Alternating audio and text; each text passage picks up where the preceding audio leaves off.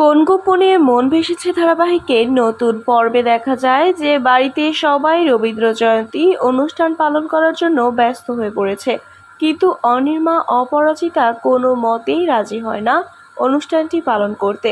তারপর সবাই রিকোয়েস্টে রাজি হলে কে কোন পারফর্ম করবে তার লিস্ট দেখে অনির্মা বলে অনির সাথে শ্যামলী নয়, তিস্তা নাচ করবে।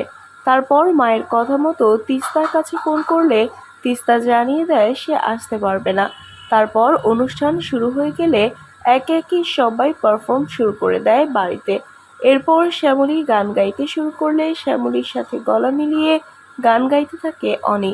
তারপর অনির মা এবং বাবা একসাথে গান গাইল স্টেজে।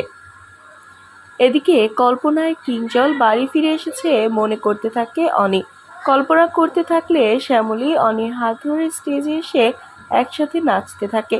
ওদিকে আবার অনি আজ অর্জুন সাজবে এবং শ্যামলী চিত্রাঙ্কনা সেজে বাড়ির সকলের সামনে স্টেজে উঠে পারফর্ম করবে। এদিকে হঠাৎ পায়ে চোট পায় শ্যামলী। শ্যামলী আর স্টেজে নাচতে পারবে না শুনে শ্যামলীকে বকাঝকা করতে থাকে অনি। তাহলে কি বকাঝকা করতে থাকলে শ্যামলীর পায়ে মলম লাগিয়ে দিয়ে শ্যামলীকে কোলে তুলে নিয়ে স্টেজে সকলের সামনে অর্জুন ও চিত্রাঙ্কনার অভিনয় করে সবাইকে অবাক করে দেবে অনি ও শ্যামলী। বন্ধুরা, কি হবে এবার? এক্ষুনি একটি লাইক দিয়ে এবং কমেন্ট করে জানিয়ে দাও তোমাদের মতামত। ধন্যবাদ।